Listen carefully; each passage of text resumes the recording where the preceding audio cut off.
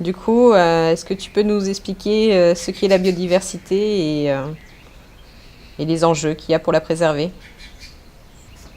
So I think there's a lot of misperception about what biodiversity really is, how much we know, even among some of the better known groups such as plants. And certainly when you talk about systems that live in the soil and that interact with plants, there remains much to be discovered. We should preserve biodiversity for one of three reasons. By principle, we should be preserving all species.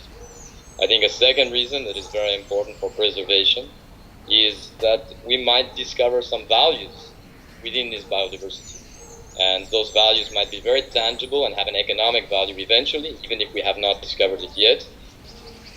And the third reason is cycles around life involving clean water, clean air, and the ability to have nutrients that allow us to grow food. And we need to find ways to preserve the majority of the species and their functions so that we can preserve the services that the ecosystem provides.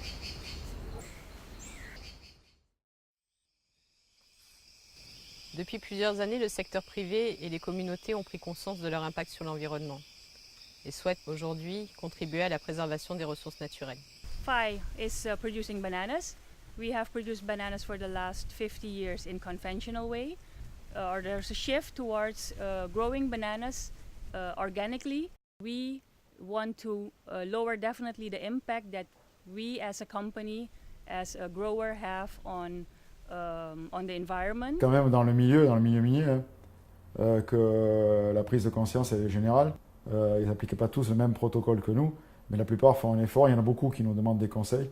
Ils font un effort justement pour essayer d'appliquer une méthode qui soit efficace. Ici, nous sommes sur un site minier qui nous fournit les matériaux nécessaires à la fabrication de nos biens de consommation de tous les jours, comme par exemple votre téléphone ou votre ordinateur. Cette activité a évidemment un impact sur l'environnement. Maintenant, la question est de savoir comment restaurer cette biodiversité. Le sol est une entité vivante et il est nécessaire pour la biodiversité. Il en abrite même une grande partie. Voici un sol vivant qui va permettre d'alimenter la végétation que l'on trouve autour de nous. Une terre qui a été épuisée par l'exploitation et une terre riche en éléments nutritifs. It is very important to us to regenerate the soil, to create more biodiversity in the soil. We have the intention to definitely deliver a positive impact to the system. Ce site minier a été arrêté il y a 5 ans. On voit aujourd'hui l'état de la végétation qui a poussé naturellement. Notre objectif est de rebooster cette végétation pour atteindre l'état de la forêt que l'on voit à côté. La première étape est d'évaluer l'état de santé de ce sol. Nous allons donc prélever des échantillons sur le terrain et les envoyer au laboratoire pour les analyser.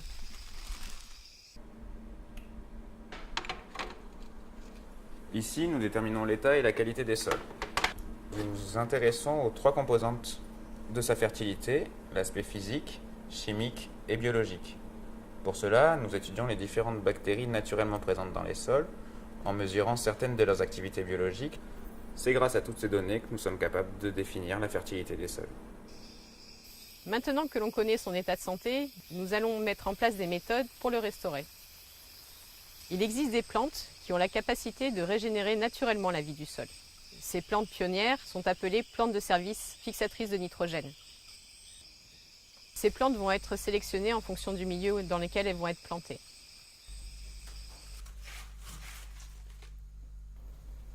Ces plantes vivent en symbiose avec des bactéries et des champignons qui vont nous donner la capacité de restaurer la fertilité des sols. Voilà, donc on arrive sur des zones qui sont vierges, la plupart du temps. On va donc déforester. Donc l'objectif après l'exploitation, c'est de laisser le terrain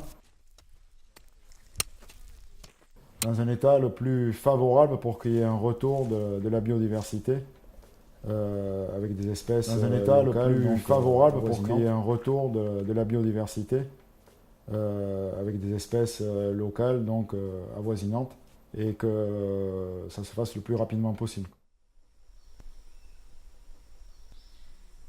Voici ce que nous avions juste après l'exploitation minière. Donc on voit qu'il n'y a pas pas de végétation et que c'est composé quasiment que de cailloux.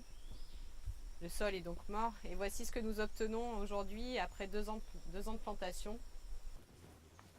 On retrouve une diversité d'espèces qui se réinstallent sous les arbres que nous avons plantés, de nouvelles espèces forestières qui réapparaissent et qui servent aujourd'hui d'habitat pour les animaux. On voit que la végétation s'est réinstallée au bord de la rivière, ça a permis de stabiliser les berges et ça améliore également la qualité de l'eau.